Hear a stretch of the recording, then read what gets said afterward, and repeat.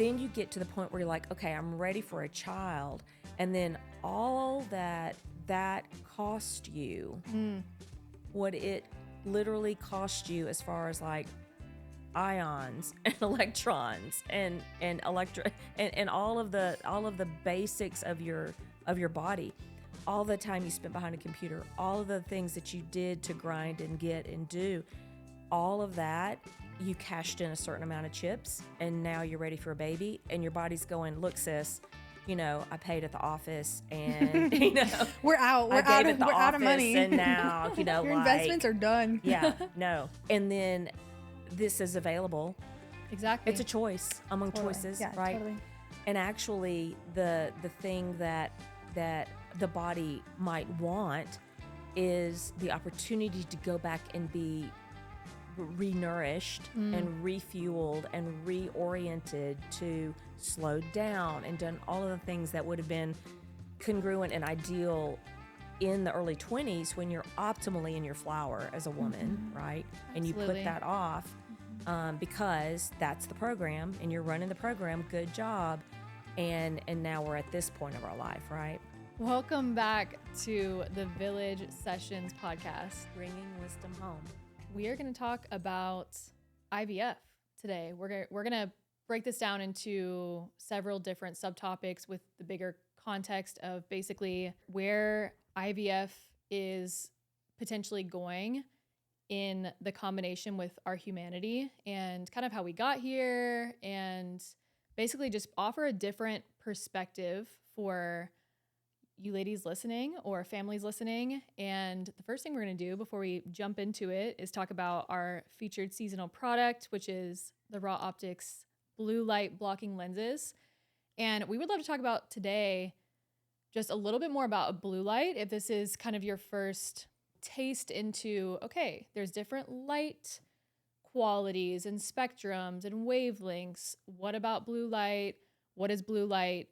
What's the interaction of blue light on our bodies, on the energetics of our systems? And so we're going to kind of bring these into three categories. You want to kick it off? Sure. We were chatting about the reasons that we use these in the first place, right? And one of the main reasons I've chosen to incorporate this is part of the mitigating the cortisol spike with doom scrolling Instagram and the blue light emission that happens once the sun has come down. And so we know that any light that is not red, infrared in a certain wavelength or nanometer, it's disruptive to the melatonin that stays within the bloodstream by design throughout the night, which helps you sleep. And so cortisol is an antagonist to that staying in the bloodstream. And so seeing the phone screen, the blue light at night, seeing your video games, maybe you're like, I don't know, just taking some me time. Like I've done this, right? Like a little decompression, just to let your thumb just goes to Instagram. It's like, okay, no, I actually want to reset my body and my biology. I want to bring these things into my life so that I'm able to, like we've talked about in the previous episodes, but just I'm able to regulate my family as well, myself and my family throughout the night. So cortisol was my number one thing when I was thinking about, okay, why do I put these on my face? Yeah, for me, it's just to be able to not delay the release of melatonin. So melatonin is released in the dark. So if I've got light from a device coming into my eye, then my brain says it's a different time than it is. And 2 hours before I want to go to sleep, I need to have darkness to be able to release melatonin. So you cover the eyes so that the eyes know that it's time to do that job. Night time. It's time to do the job. And that's the information. So at night I wear the orange like Molly, and this is 51% day, good for computer and such. Actually, the lights in here are not really bothering me that much today, and sometimes they absolutely will. But I'm just showing you just like how amazing these frames look. I just love them. I wouldn't wear these during the day either, but just for the pod.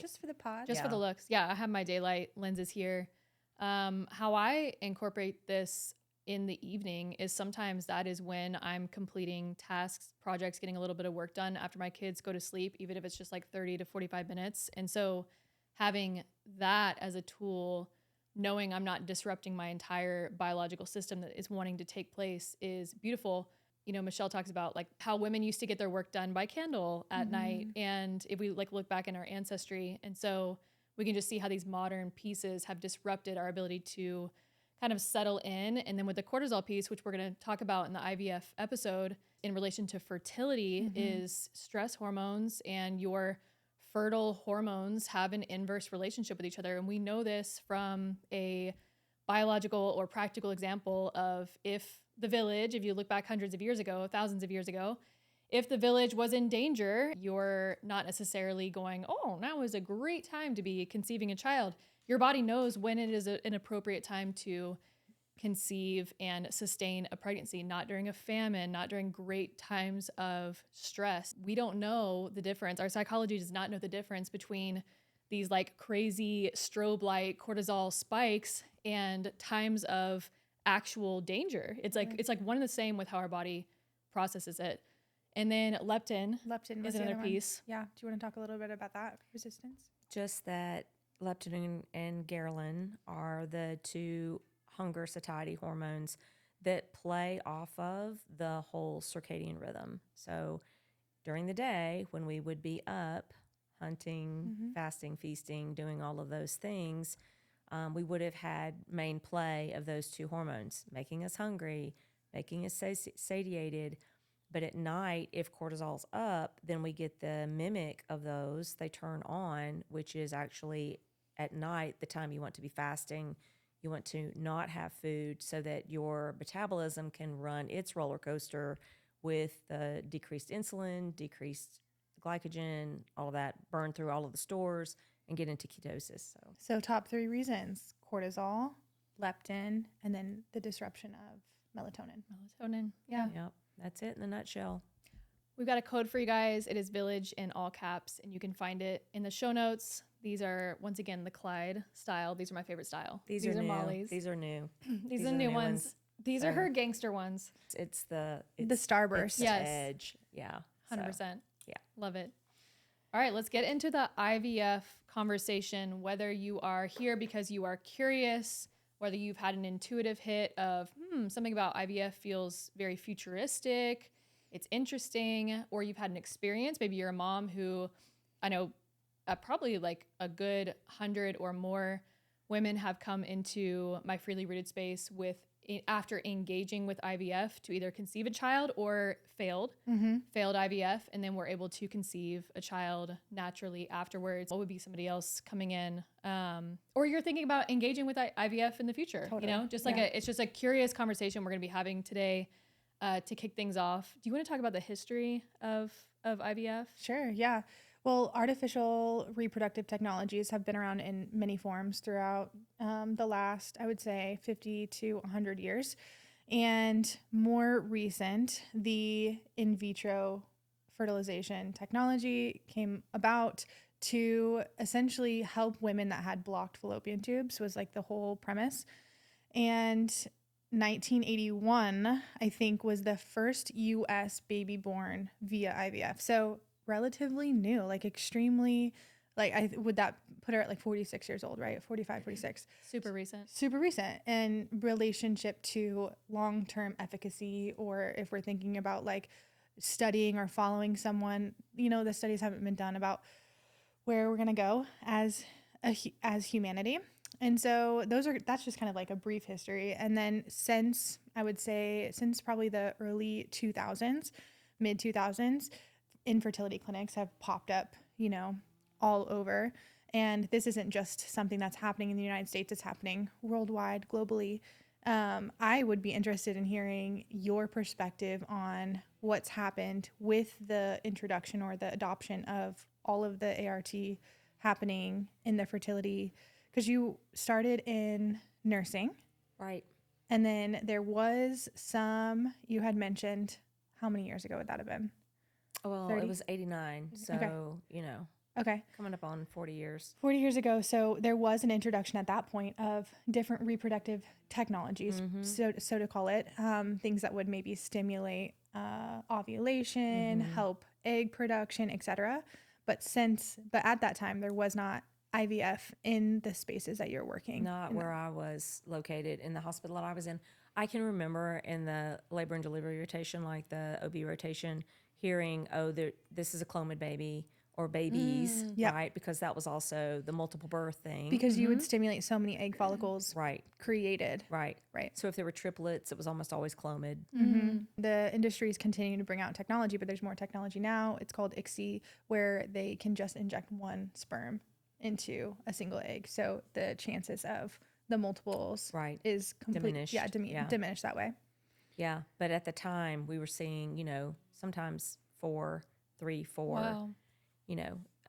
fetuses, right? So it's at that point you're almost to litter, Completely. It's like, okay, it's like, that's a lot. But yeah, those were the clomid babies. To even bring it back to the history of when IVF, they started like running experiments with it. If you track it back by a decade or like a decade perspective, it was in the 60s that we had this like sharp decline of fertility. It was like the first big sharp decline. That was also the decade that hormonal birth control was introduced Totally. into the collective. And we had this big cultural shift as well. So people were actually also not having as many babies. Totally. And then the medical literature would say that was like the first big sharp decline of fertility. And then people were trying to experiment with like, okay, then what do you do? If you're infertile, you get this diagnosis. And then the experiments, kind of began from there. So I think the 60s was an interesting piece in looking at even the effects of hormonal birth control for our fertility. Maybe we can do an episode on that in the future. I have one on the Freely Rooted podcast. Yeah, and I've seen that the birth control story and the IVF story, they kind of go hand in hand, right? They're two in the same boat. And oftentimes, actually, birth control is utilized within the IVF process. So once the egg retrieval happens, or they have the stimulation, the follicles are created, they go in and they retrieve the eggs, then oftentimes it's called like a controlled IVF process where they put the woman on birth control to regulate her cycle so that they know when the bleed will happen. They know when the ovulation window is. So then the implantation or the egg retrieval can happen and the implantation would happen that way. So, I mean, those go hand in hand. It's very controlled way to manage a woman's reproductive capacity, essentially. And it's interesting if we just want to bring in some of the like energetic pieces of who may desire to go down the route of something like IVF. So it could be like any assisted reproductive technology. We could consider this, but what I've noticed is there's a few like I would say maybe character traits or the presentations, right? Profiling presentations of the women in my space specifically within chiropractic, and then some of the women that I've just been in circles with throughout the years. And a lot of the times there is a massive desire to control their lives, their timing, the timeline of their relationship, the timeline of when they start their families, the timeline, right? It's just like this tight control. What I've also noticed, and this isn't exclusive necessarily, but the majority of women that I have actually encountered that are struggling with fertility and then go into IVF and may have a few failed rounds or the first failed round, they often are in the fitness industry, which is super fascinating. Wow. So they're women that work out maybe multiple times a day, at least once a day, right? And they have this idea of the control and the tightness that it requires to shape a body. And so I think that there's really big correlations whenever I'm seeing bodies on my table and in my office. There's a huge correlation between control and then shaping your body and then feeling out of control when something like fertility isn't at your access in the timing that you may desire it. Which is interesting to map over like just a short piece in the bioenergetic perspective is how much your thyroid informs your fertility and kind of the energetics with the thyroid being this like it is the master conductor of time in our body. And then, so if you think about that symbolically of being the master conductor of time, women who typically experience that like symptomatic thyroid problems, it's an essence of wanting to control time, either wanting to speed it up or slow it down. Or I think Louise Hay has the perspective of thyroid issues being, when will it be my time? Wow. And so I think that's an interesting mapping over to the conversation of bringing children into this world. And then unanimously, you know, it's a tender topic. And what I've seen in my spaces with women talking about processes of infertility is there's always this element of like, I went to 5 baby showers this year. When will it be my turn? Like that is such a strong emotional component in the entire picture of how we get here. And then there's this option over here, and we think, you know, this is available to me. It's also an expensive route too. I think average you spend is like $50K. Well, I think there's a lot of insurances taking it up now. So I think that process is changing a little bit for women. It's becoming more accessible, but as it would. I guess this course, is kind of the incrementation of so how... we're gonna make you we're gonna put you on hormonal birth control, and then we're gonna make you infertile. Oh, and then we have a solution for your infertility. Of course. The problem, creating the problem, the solution involved. Yeah. And so there's like the bioenergetic piece of why am I not getting pregnant in the first place?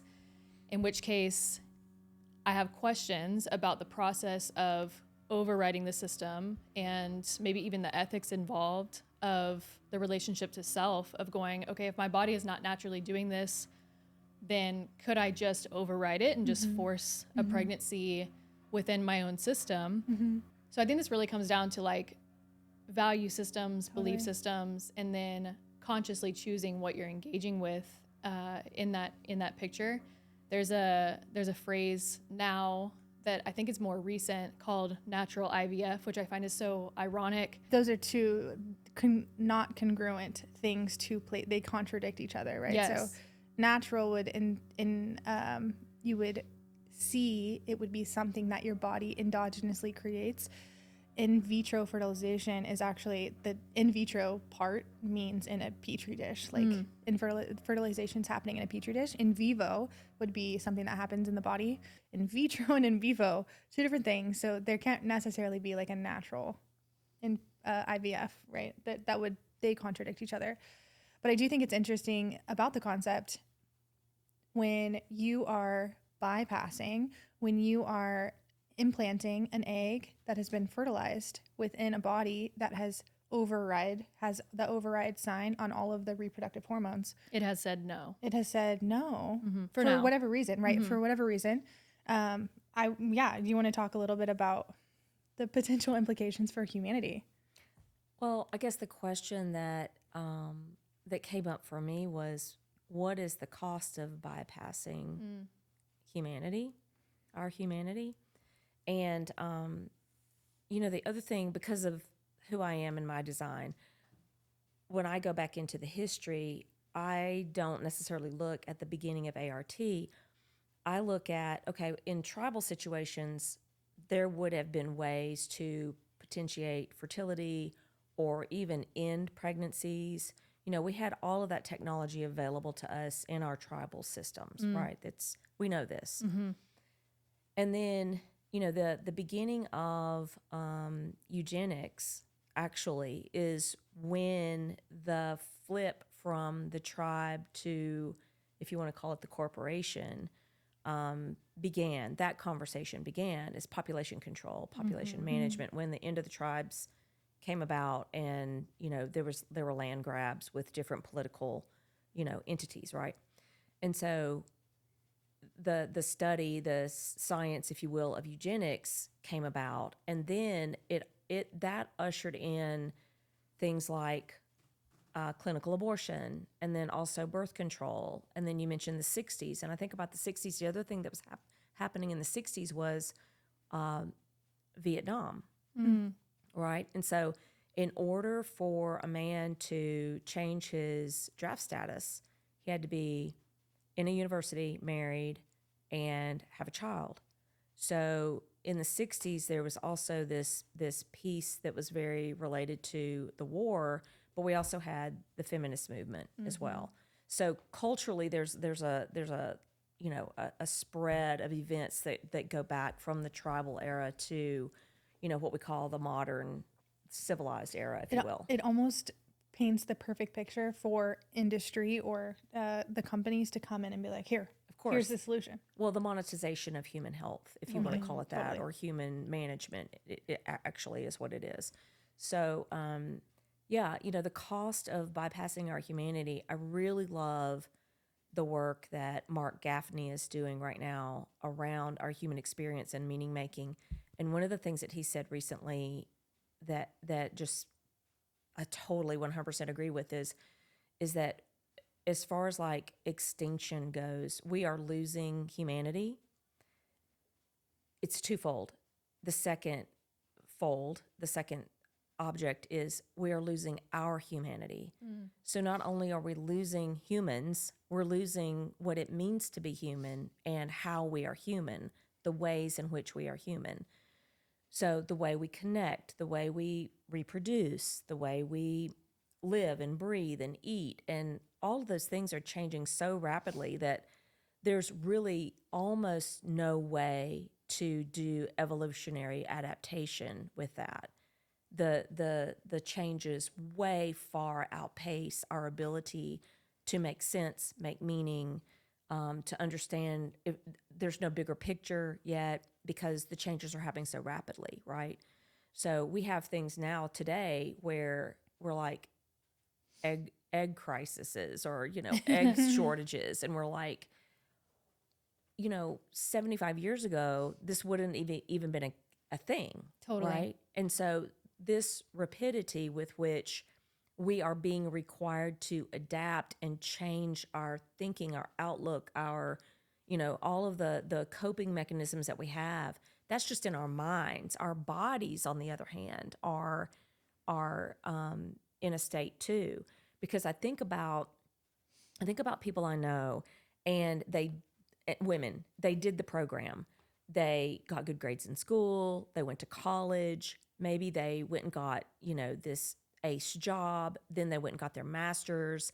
Maybe they dated around looking for their guy. And then now they're in their 30s. Maybe they went and got their PhD. They did the program. I did the program. They did the program. I am the A student. You are the program. Who got the doctorate. It's me, right? I'm the one. And so then you get to the point where you're like, okay, I'm ready for a child. And then all that cost you, what it literally cost you as far as like ions and electrons and all of the basics of your body, all the time you spent behind a computer, all of the things that you did to grind and get and do, all of that, you cashed in a certain amount of chips, and now you're ready for a baby, and your body's going, look, sis, I paid at the office, and we're out of money, and now your investments are done. Yeah, no, and so, and then this is available. Exactly. It's a choice among choices, yeah, right? Totally. And actually, the thing that the body might want is the opportunity to go back and be renourished and refueled and reoriented to slow down and done all of the things that would have been congruent and ideal in the early 20s when you're optimally in your flower as a woman, right? Absolutely. And you put that off because that's the program and you're running the program. Good job. And now we're at this point of our life, right? Well, that brings up an interesting point about the program being like very masculine in its hormonal profile. Yeah, right? it's a grind. It's the grind. It's the wake up, discipline, The hustle, right? So even that, thinking about, from my 19 years old to 30 years old, that's what I was pumping myself with. Yeah. Before I was ever considering being married, having a child, doing the things like that. Right. And what does that do? What does that do to the 100%. physiology? Well, just the prompt alone to slow down and bring things all the way down, back to the roots, back to the resourcing, back to the foundations, is in and of itself the symbolic picture. I think that what many women, the opposite, that when many women find themselves in for all the things that you said, Michelle, in the standard practice of something like IVF, for example, a woman comes in and typically she's not ovulating. She might be ovulating. One of the standard practices is the metformin. So we start there. We medicate to control the blood sugar, and blood sugar regulation absolutely is a foundational piece in fertility and ovulation. Now, the interesting thing about blood sugar regulation is the light piece, all the foundational All pieces. the things we've already talked about in the last 2 episodes. Insulin, carb cravings, all the things that the fake light, the alien light, the ALAN starts up, those cascades, you know, even with, we'll call it a stable whole foods diet, still may not actually curtail. And the way in which it is approached, because when you look at the pancreas, and so another emotional tone or emotional energetic piece in the full picture is the pancreas is associated with control and resistance. And so when you look at, you know, what's the definition of resistance? It is something is going a certain way and I just cannot, I cannot allow this to unfold. It needs to be this way. Biologically, if you're looking at hyperglycemia or something, the body will adapt to that energetic state, that emotional state, and it'll store a heck of a lot of glucose. Absolutely. To give yourself the power to push through. So you start there and you're like, okay, it was always in the picture, even from the very beginning. The lack of foundational resourcing, the lack of integration, and then this piece of like, I'm just going to power through. I'm going to power through and I'm going to have resistance in life. So you look at, you know, what might bring somebody into that state. And then this will show up as a theme in every step of the process of IVF. So first starts the metformin and then the injections, perhaps. This is, again, the standard practice of the hormones to induce ovulation because for whatever reason, the body is not ovulating. So right now we're already bypassing the vital sign that a woman is in her body, is integrated and feels safe enough to conceive a child. The induced ovulation, the harvesting of the eggs intravaginally once the induction of the ovulation takes place, and then it's brought into a lab, and then the sperm is brought together. Some are frozen. Yeah. All are frozen? No, so you get to choose what you want to do with it. You could either immediately implant within, you know, a range of time, or you could freeze them, or you can send them to the labs for all the testing or whatever else, whatever genetic testing they do. And the process of eugenics, I find, is this really interesting piece in this process in particular, because as IVF, there's a doctor who you can find on YouTube who has talked about her experience being like a leading doctor basically in the IVF process, and then kind of looking around and going, where does it end? If we're starting it here, where does it end? Because right now we're doing tests, we're selecting based off of this, based off of that. Okay, yes, this is a human that we want to grow, and then we're either destroying the rest, yeah, or we're freezing the rest. I think there's about 1.5 million eggs or fertilized eggs that are in freezers right now that'll potentially be there, you know, indefinitely or used for testing or destroyed. Now we're farming humans. There was a story, and I think it was like, I don't know, it showed up on my algorithm. Oh, Natalie had sent it to me, but there was a human that was like 40 years old or 30 something years old recently. She was a frozen egg that they had implanted surrogacy that they chose, but she was like the glitch in the timeline, which we'll get to. Should we just go into it now? Sure. Yeah. This is something Michelle you've brought this to my attention specifically with working with infants, putting my hands on babies that were IVF, but also the frozen embryo piece. I think that's the more important part. You want to go into it? Yeah, I noticed in my years working with infants with oral dysfunction, and you know, it wouldn't just be related to swallowing or breastfeeding. A lot of times I would get children who had speech delays and all kinds of other things too, because, you know, the mouth. And so in the process of evaluating children, I began to test a theory. So I used to like take a very detailed intake, do a very detailed intake, right? And then I was like, wait a minute, let me see what I can tell first and then confirm, right? So I would evaluate and assess children, and I began to be able to tell who was IVF or frozen embryo. I could feel it in their body, in their head, the cranium, and then the skin. There was a particular like look to the skin, the eyes, and then also just what I know now to be as a grad student, embodiment and consciousness.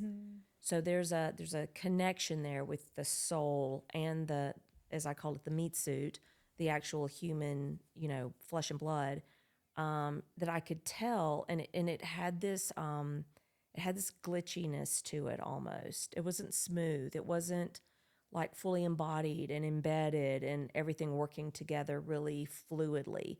And so I would ask him, so how long was the embryo frozen? Right? Then there's that factor as well. And so there were patterns. I'm a big pattern person, just Rain Man, whatever. And so I'm like, Say Rain Man? Yeah. Sorry, but I just, that's like my go-to. It's like, okay, I'm having a Rain Man moment here, but, here we go. So those kinds of patterns just like jump out at me, and I can't help but like kind of categorize them and catalog them in my brain.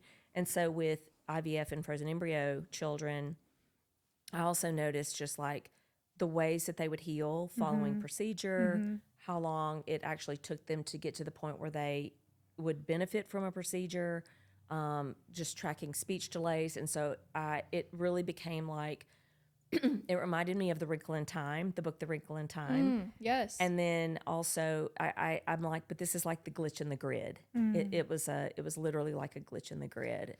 The reason this was so riveting to you is because you also knew, or maybe didn't even consciously know at the time, the process of the spark that takes place in conception when the egg meets the sperm.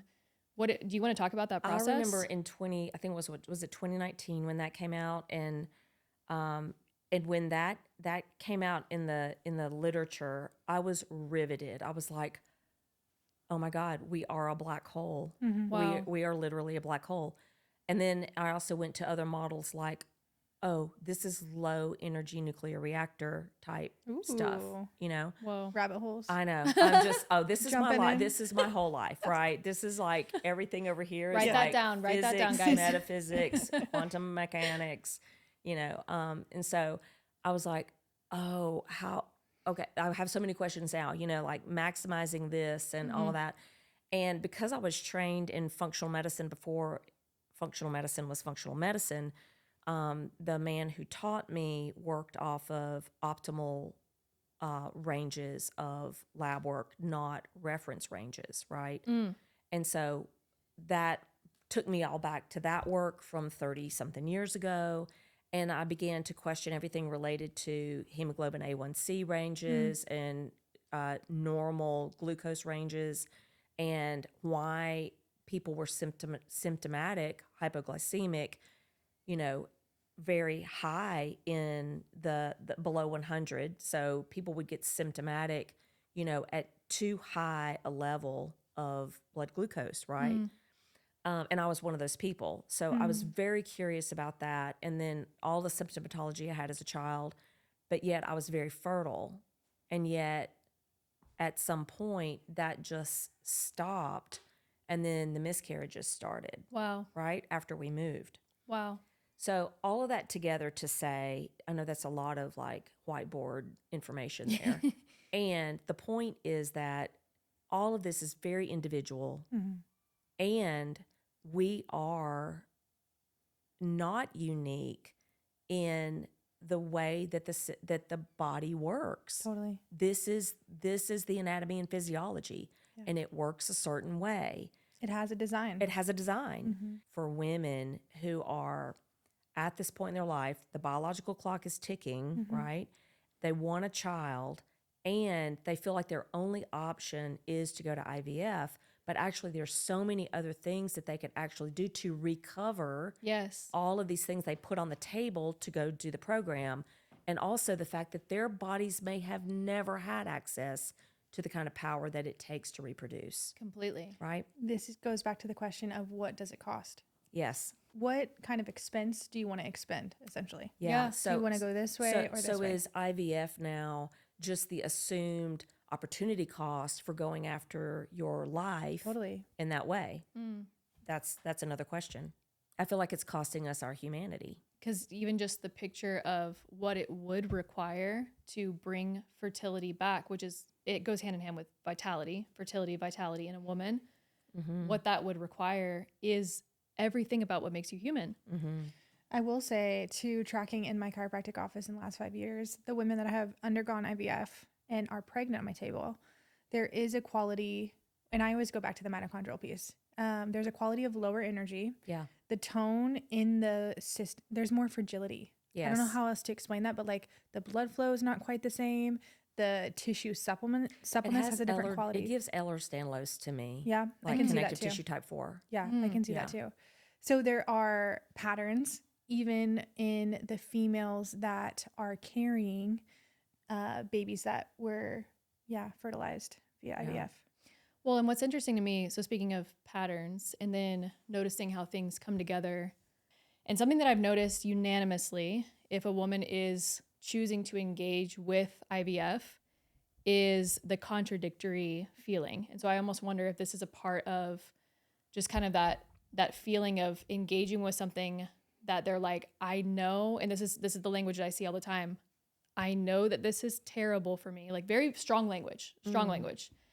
That's a very strong, really strong word. Almost everybody that I know that has done it personally that I've worked with. There's dread surrounding the entire process. So, I mean, that in of itself, the hormonal profile of dread, and then bringing it like that, even in of itself, like, you know, you go back to the intention of conception. Like that's the question there. And then there's the whole part of doing something that literally you're saying is not safe for you or good for you, right? Whoa. What does that do to you on a nervous system level to say, I'm going to engage with this thing I don't believe in, I don't agree with it, and it could be potentially very unsafe for me? Totally. So if that is you and you're listening and you have these feelings that are coming up, do we want to talk a little bit about consciousness in that perspective, victim consciousness? Do you want to share anything about that? I think the premise of this entire talk is that we get to choose what systems we engage with, and then we also get to choose our value systems. And if those things match or if they don't match, we talk about this in the vessel. We go through a vessel process, which you've talked about in previous episodes. But the ability to be aware of the choices that you're making, the habits that you have, and then come in and say, is this aligned with my values? You go through a little self-calibration process. Is this aligning with where I want my family to go, where I'm headed in the future, where I want to go with my marriage, etc.? And then you recognize where you're mismatched. If there are areas in your life where you're like, this is mismatching. And a lot of times there's going to be a feedback loop somewhere in your relationship. Maybe it's in your children, maybe it's in your marriage, maybe it's in your health, you know, your blood levels of hormone status, etc. And then you get to make another choice once you have that information. So I feel like even with the exception generators, there's potentially women out there that say, well, I have unexplained infertility. So even that in and of itself, you get to choose to engage with that diagnosis, that story, you get to choose to take that on, right? Someone gave that to you, but you also are letting them give it to you. So there's that twofold responsibility there. You're also engaging with a system that would be able to provide that explanation for you. Right. And they might not have any other solutions or resources for you other than IVF. And so that's the system you're engaging with. That's the information that you're going to receive. And then you get to say, am I going to take this or not? Yeah. I see it a lot we talk about the Stephen Cartman victimhood triangle in the Village Birth offering that we have together. And you'll spin that triangle all day long, especially when it comes to something that's super tender. And when it comes to fertility, right? It's like the biological directive for women is creation, whether you're creating babies or not creating babies. That's the program for the female body, is to bear life, be the usher for humanity, essentially. Even mapping that over to, we talk about, permission slips a lot on this podcast and in our offerings. Michelle will every once in a while just come out the woodworks and be like, if I write it, right? To say. What do you want the permission slip? No judgment. Don't look at my face, but no judgment. Exactly. Absolutely no judgment. She's like, I'm trying not to judge. I'm trying not to judge. Exactly. I will write anything you need for this to say. It's yours. But I think even just being able to give yourself the permission of a new perspective that potentially the tenderness of the emotions involved with that desire being so strong and the body not quite yet being a match for the desire. I know we talked about this at the beginning of the episode, but that there is a hormonal ratio that explains that exact emotional state. And so even be able to map that over and go, oh, maybe I need to lay a foundation for more progesterone to be produced. Estrogen drives more stress in the body, and then I get in this loop, and then just looking at progesterone almost just being this like, I got you. I can do it. You. I want to build the house. You. Yes, exactly.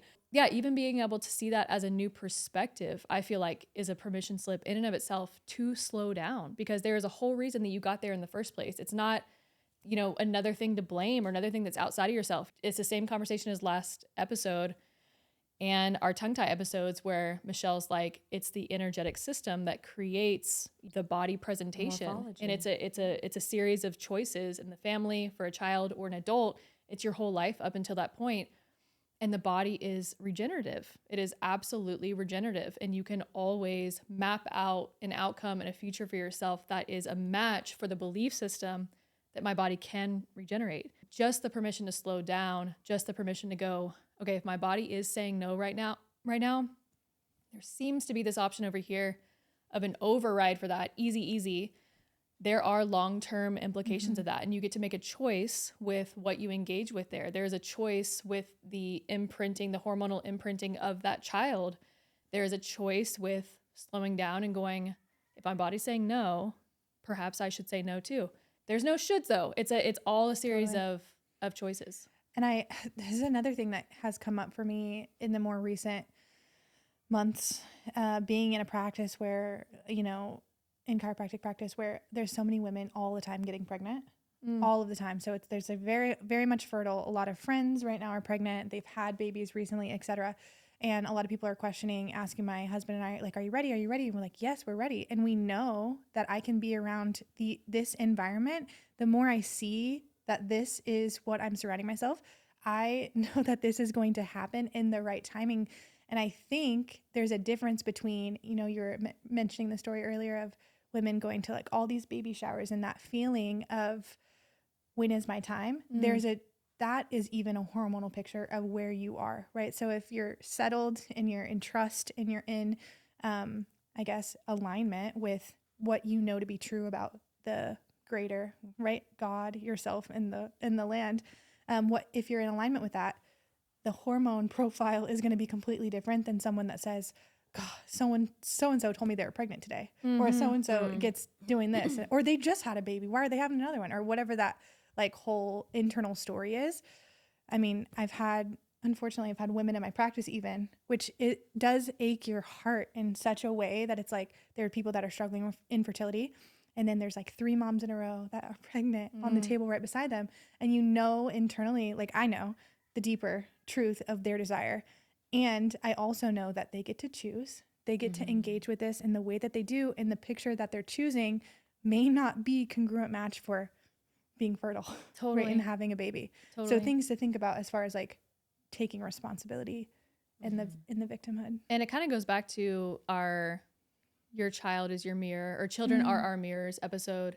We posed the question, and we also said it in the Life as Your Prenatal episode, of if you have something going on that feels like some sort of a loop, feels like some sort of a never ending, whatever way our belief systems are about it, you could also just ask yourself the question, what is this experience giving me? Is there a secondary gain from it? So I was just thinking about, like, if you do go to the baby shower and then you're left with this feeling of like, what is that? Because that might be being asked to look at as a way bigger picture and a mapping over of exactly where your hormones are at right now. It all goes together. It's all very simple. And so being able to see that, it's like going back to the last episode too, just if you are unhappy about elements of your life, what might need to go and what might need to be the thing that comes in to create the sustainability for what you want to map out with your outcomes, with your family, with your future. So kind of honing in on move towards strategies and mapping out, outcomes for your lives. Let's start first with, if you're listening to this episode and you have engaged with IVF, you have a beautiful baby, and you're like, okay, I learned a little bit about like a timeline glitch. I'm learning a little bit about, you know, Michelle's real life experiences with being able to feel the energetic differences between the way that the children were brought into the world. And so what are some move towards strategies for moms of children, IVF children, in kind of sealing those gaps and smoothing out that timeline? This is the work you guys are building out in the vessel right now. Yeah. So the first place that I would begin as a mother listening is engaging with our Generative Biohabits 2.0 course. But this all goes back to the foundational pieces that you've set in the pyramid of stability, right? So it's the bottom of the pyramid. The top would have been engaging with the IVF system, essentially. And so you're going to have to work your way back down to what are the foundational pieces that my human meat suit requires for function, for daily function. And it's kind of like you may be like really, it's like almost like a marathon at this point. You might be having to catch up a little bit for an infant. And so maybe even like doubling down whatever you think that your body needs or your baby needs. You might be doubling that, tripling that like time outside, right? So it's like you think you need an hour. Go ahead. I was going to say, as a sidebar, that could be, because Michelle always talks about how it comes in is how it comes out. That could literally be the cycle completion of the thyroid pieces too, because this idea of catching up, there might be an element of catching up, and that also went into the conception process. And so that might be kind of like where you're seeing that Come go back all the around. way through. So interesting to think about that. And being like, yep, I'm going to sign up for this, or not. I already signed up. Yeah. Let's complete it. Yes. Yeah. Exactly. Let's take responsibility for where we went. Let's complete this marathon. Let's complete the process. Let's complete the process. And so that might be what your child is requiring right now. And also your body, because of the energy expenditure that you just imparted and a potential meat suit that was a mismatch for the marathon that you took on. Right. And so, like being outside, the light. So going back and listening to the light episode that we did, the nourishment that you guys are providing, the ecology of your family, and really coming together as a family unit, making decisions now that are in unison and directive for the creation of what you guys are moving towards in your life. And it might be even like moving locations to supercharge, getting max sun. It could be exiting the city and living, because you live in a high-rise apartment. It might be going to a place where you're in a cabin for 4 months and you and your baby just get to connect and by the trees in the sun and get to lay on the ground and do these things together to really buffer all of the pieces that were potentially missing in the process of the IVF.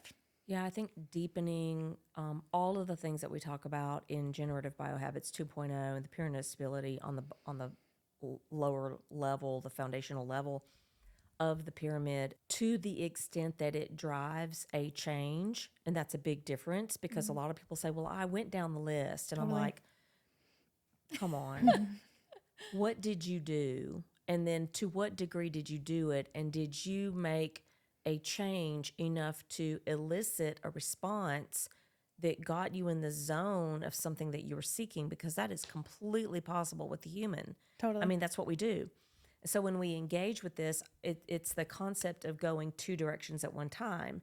You're able to go back and recover, and you're also able to develop forward. You have to. It's how the body works. It's the ability to have scheduled cellular death, autophagy, eat yourself, or apoptosis, kill off the cells that are required to be killed off, and then lay down new material and move forward and create new, to also go back and complete developmental lags and processes that weren't there. I mean, the IVF babies that I've worked with is related to oral dysfunction.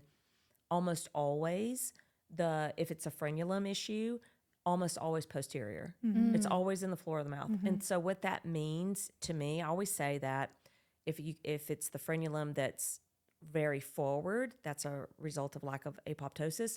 If it's the posterior, if it's in, then that's a lack of completed differentiation and development.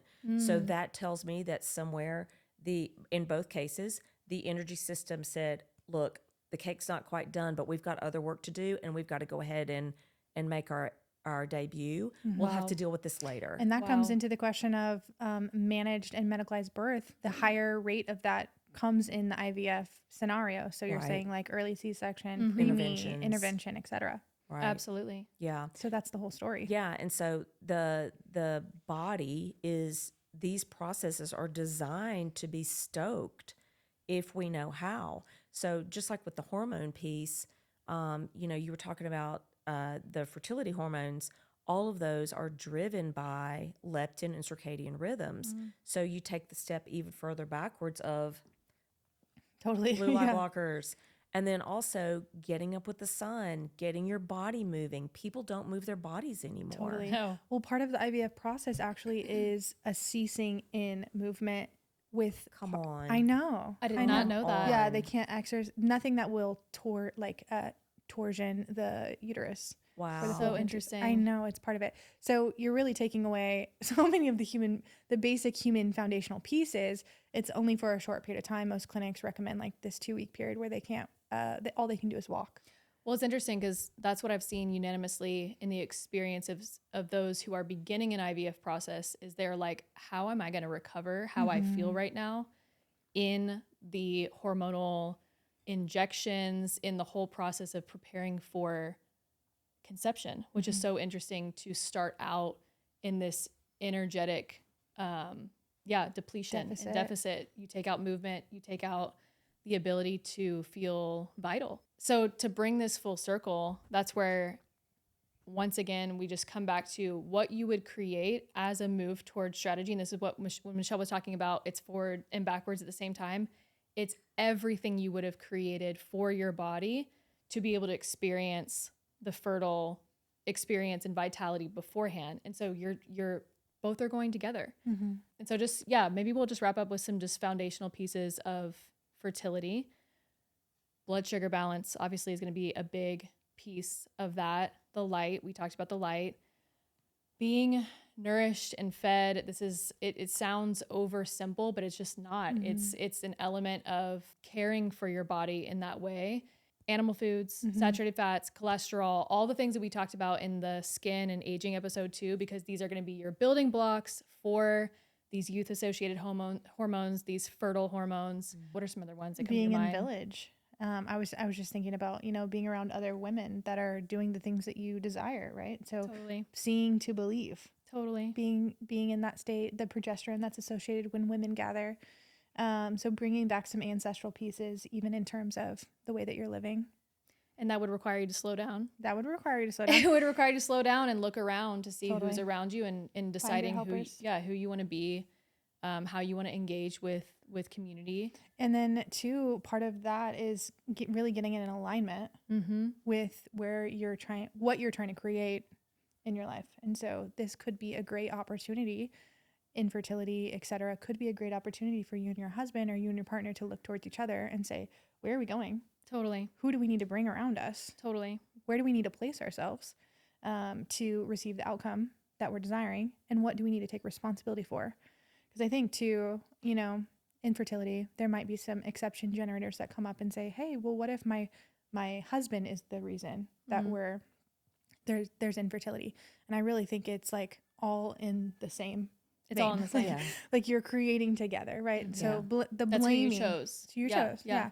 The like looking towards, and I mean, of course, like I feel like every woman is like your husband first, and then you get to come back and be like, oh, okay, where can I take responsibility? What is my work to do?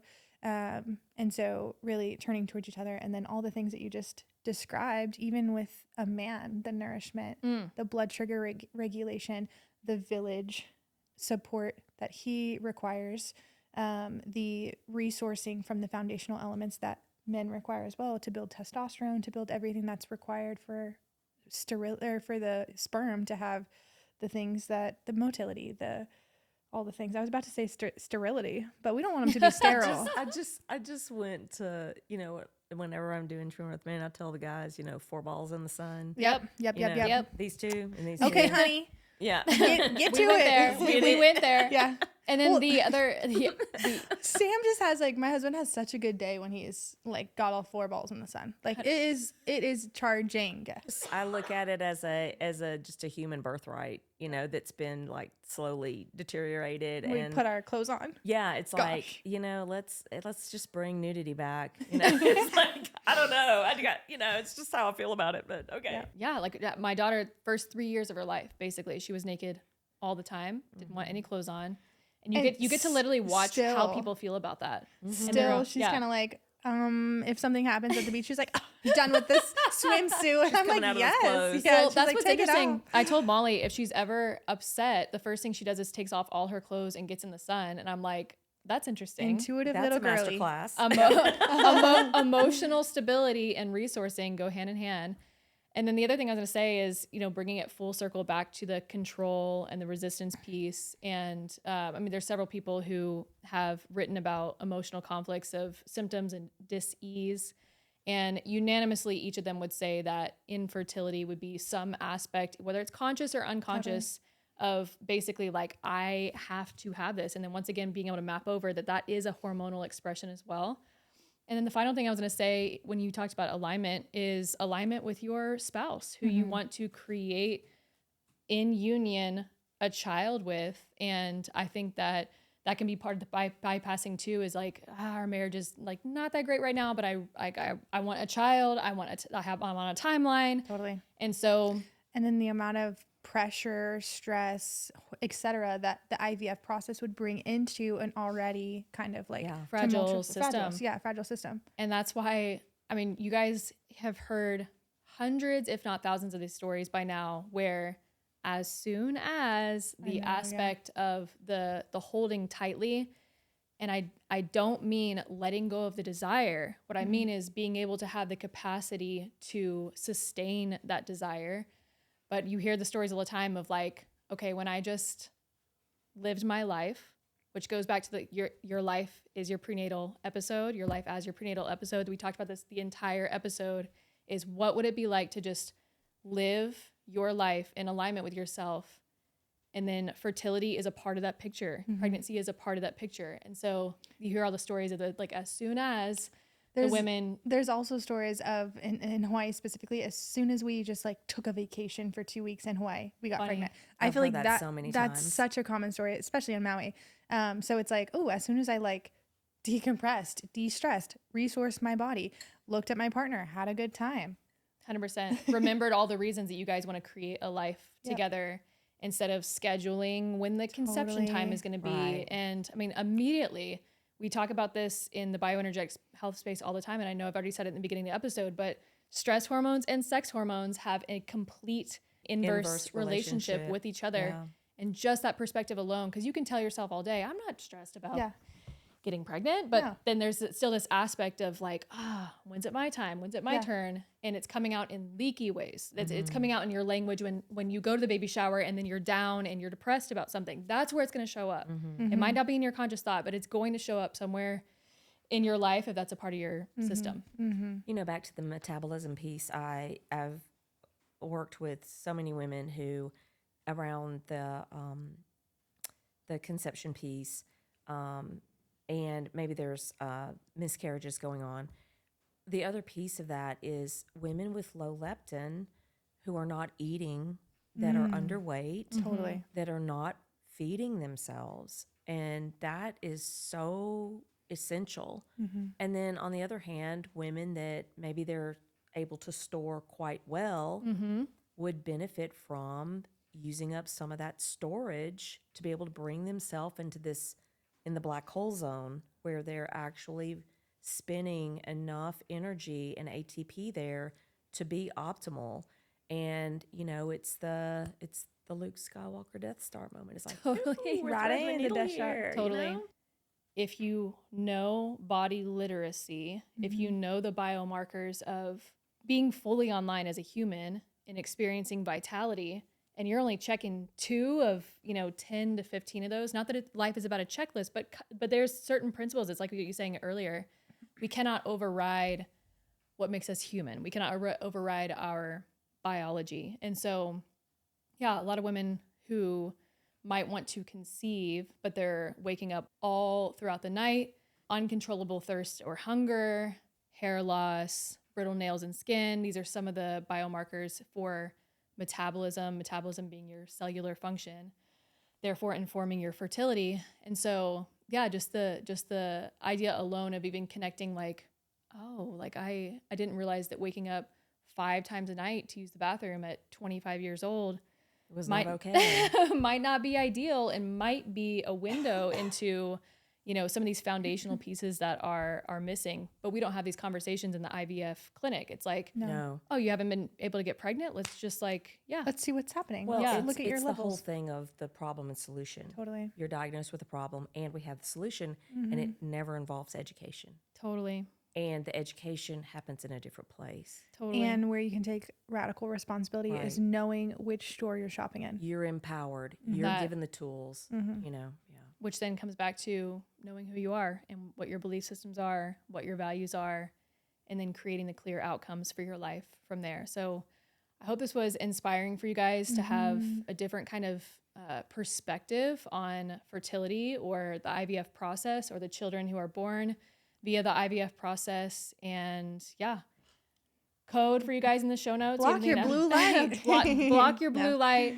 Get in tune with your natural light cycles. That is going to be such a huge foundational piece with what 100%. Michelle has been talking about with her pyramid of stability. It's just like right there on the bottom with like, what are we creating? What are the choices that are a match for that? So Yep. we'll see you guys in the next episode.